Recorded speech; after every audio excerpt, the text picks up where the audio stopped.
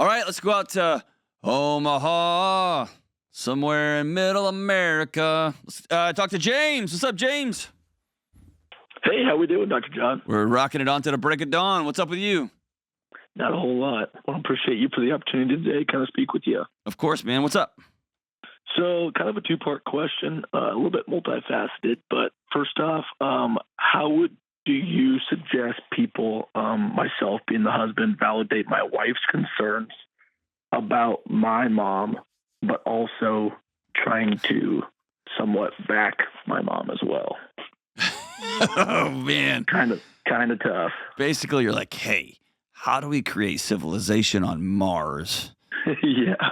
and get there, right? Yep. You're asking a very impossible task.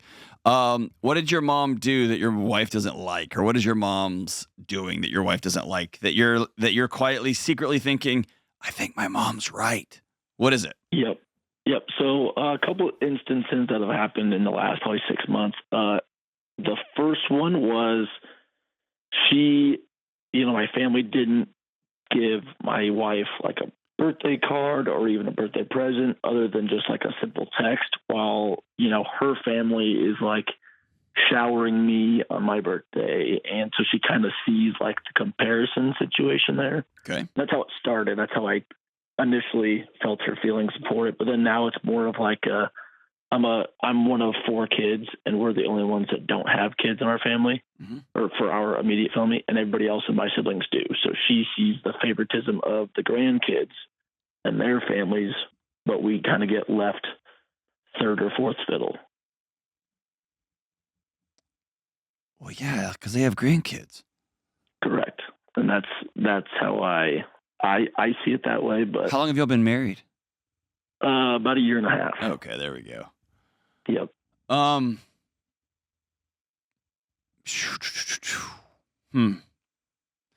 So she's not on the phone to defend herself. If she was calling me saying the same things just from her perspective, I would tell her as quickly as humanly possible, stop the comparison game and start the communication game.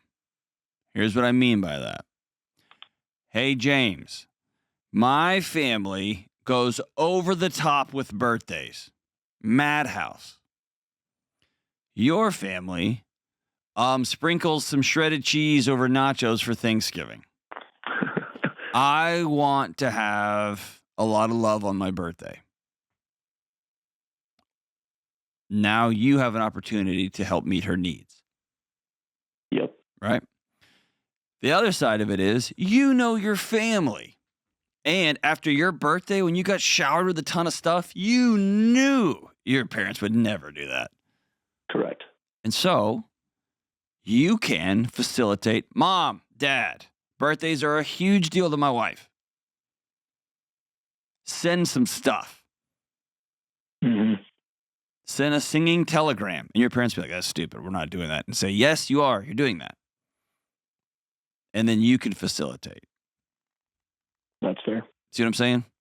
Yeah, absolutely. But it all comes down to as long as your wife is keeping score, she's just going to have a miserable life. Does she do this on other things too?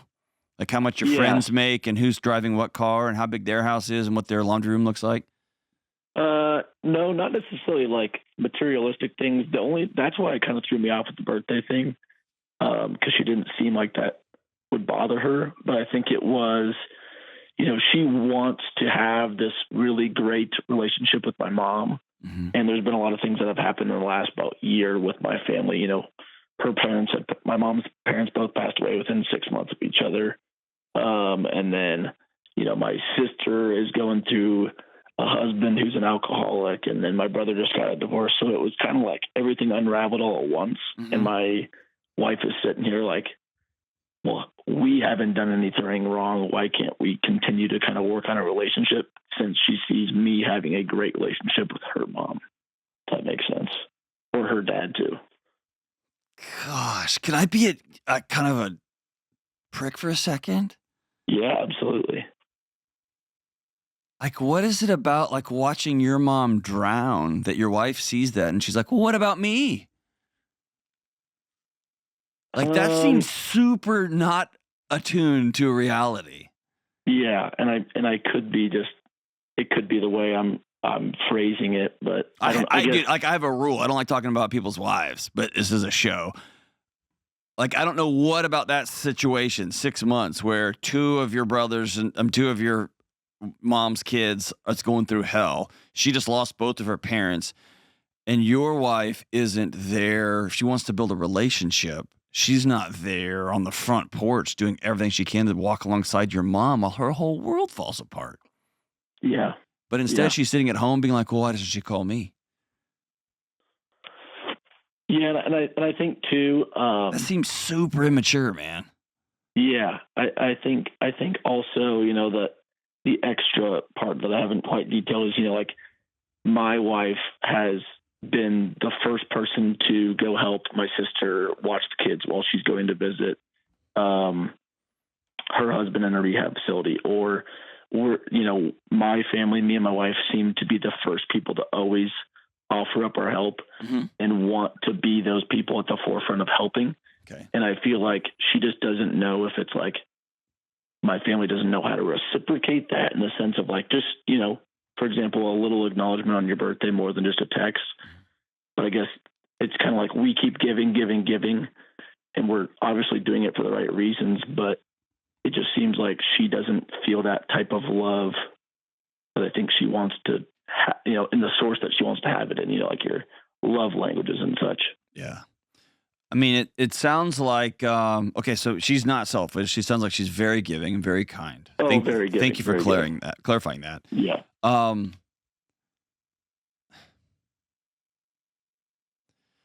mean, I would be willing to bet money this is about communication.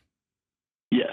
Meaning, if she sat with your mom and said, I love you so much and I want you to be a part of my birthday party next year, that few things in the world would make your mom smile more than that. Yeah. And just teaching somebody else in a different family system, here's how I like to be loved. Because for many, a text message is like a cold drink of water in the desert. Oh my gosh, they remembered. Yep. Right? Yep. And you've probably had a few birthdays where you got a text message the next day and they're like, oh, sorry, we got busy. Hope you had a great birthday. Yep. And then for you, that's just how my folks roll. Mm-hmm. And for your wife, that would be the end of time if her parents forgot, right?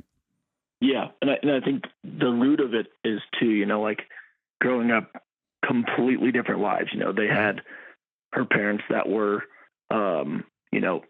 when they had kids, they were, well off, had great jobs, and they only had two of them, whereas my family started young. They had 4 kids, so I lived off hand-me-downs. I'm the youngest, whereas she's never had one because she has a brother and just her. So right. I would be very careful about doing things early on in a marriage to try to get somebody in the new family to like you. Because what you end up doing is treating them like a 401k. I'm doing these nice things as an investment so that you will like me and I will have this magical fantasy life that I want to have. Yeah. Versus there's a need, I'm going to show up. Yeah. And over time, if people are ugly, they don't care that I'm there, it's not reciprocated, then yeah, I'm going to put my energy somewhere else. That's fine. But my guess is with your mom's life on fire, the lack of attention may be such a gift to your mom because she can. Yeah. Yeah. And I think too, the fact that we aren't also causing issues is a relief at the moment too. Not we causing issues, but there's things that have just been imploded on them, and then we're over here just kind of being successful couple and just kind of trying to help out as much as we possibly can. But right, and y'all are a year and a half in. Make no mistake, your tough days are ahead. They'll come. Yep. And it looks like your mom and dad are the kind of folks who circle the wagons and take care of their kids and love their kids and walk through hell with them. Absolutely. And right now, y'all aren't in that. Y'all aren't in the storm, man. Yeah. Yep. So here's what I would challenge. Here's my challenge, and it's a tough one. I don't think you have to placate mom, placate wife. I don't think you have to do any of that stuff. I think it's as clear as, hey, honey, my mom shows love by being a ride or die. When things get off the rails, my mom will be there. And because there's 4 kids, they've been running around trying to figure out what up from down for the last 25 years. My mom that's just not how she does it. And she would if she knew. So I'm going to tell her, hey, mom, dad, birthdays are a humongous deal to my wife. And we'd love to invite you into it next time. Yeah. And maybe even you take a knee on this one and say, honey, I should have told my mom how big of a deal these kind of things are, how big of a deal Thanksgiving is, how big of a deal Christmas is. Here's like my house, okay? I'll give you a good example. When we first got married, my wife came over to our house for Easter. So here's like a picture of Easter. And I'm kind of over dramatizing, but not really. My dad would get a bag of those individually wrapped candy covered marshmallows. They're eggs. They're so good. I like to put 14 of them in my mouth all at once and rub them on my body. Okay, they're incredible. And he would say, everybody turn around. And we'd all turn around. He'd stand at the front yard and throw them into the front yard just from the front porch. And he'd go, look, kids, Easter Bunny came. We'd all run out and grab them. And then Easter was like over. That was it. Now, I did have some Easter egg hunts as a kid. I'm over dramatizing it, right? But that's basically what it was. For my wife, Easter, families came from states over. Yep. Everybody came out to the dairy farm. It was a huge thing. So her first Easter with me and my family was devastating. Because Easter was it was the most important holiday for her and her family. And for me and my family, it was a way to get pre-diabetic. Right? And so here's what my wife did that was so incredible. She said, hey, Easter's a humongous deal to me. If this is how y'all celebrate Easter, awesome. Good for your family. I want to celebrate Easter with my family. And I was like, great. Sounds awesome. And so Easter became when we went out to her family's place in these different parts of the country. It started with communication. Yeah. Right. And then we figured it out. And I could have said, I'm not doing that. I like how my family does it. I like us all just sitting on the couch, nobody talking, and us just mainlining sugar and red number 40. But I didn't because I love my wife, right? See what I'm saying? So it was about communication and expectation. And dude, it's been magic ever since. And so I think it sounds like that's where you're at. And I would have no problem if your wife says, gosh, I wish your mom would care more about us. And I would have no problem saying, it looks like my mom is up to her eyeballs in care right now. She's really blessed to have at least a couple of her kids in her circle acting like adults or being well or not dealing with some sort of crisis. And she's really lucky that she's got people in her family that love each other and look out for each other like you guys do. We're going to go take care of the kids. We're going to go do X, Y, and Z. That's awesome. It's amazing. But I would also steer clear of, dude, we're not going to do any comparisons. Of course, they've got grandkids, man. Like, that's just the way that's going to be. They're going to focus their energy over there. And there's no heartbreak over there. Y'all can choose to go over there and be a part of those conversations, or you can sit at home with your arms folded and be like, why aren't they coming over here? Well, you don't have any kids. You don't have any grandkids. And grandkids are fun and cute and goofy. And everybody just sit there like, they just look at them and they roll around on the floor or whatever they do. And everyone goes, and then they poop, and then they eat, and they go to bed. Repeat, right? That's just it. That's it. And so all I have to say is I would get my feelings hurt. That's just not the stage y'all are in yet. It's not. At the end of the day, choosing to look around and be like, why not me? Why not me? Why not me? Is a recipe. It's a choice to be more miserable in the present. I'm going to continue to do the next right thing, the thing I think is ethical, the thing I think is aligned with my values. I'm not going to do the comparison stuff. And I'm going to continue to seek joy and beauty in my life, not seek places where it's not fair. And I know that continual service and continual avoidance gets taxing and tiring after a while. Then I get to take my service elsewhere if that's what I choose to do.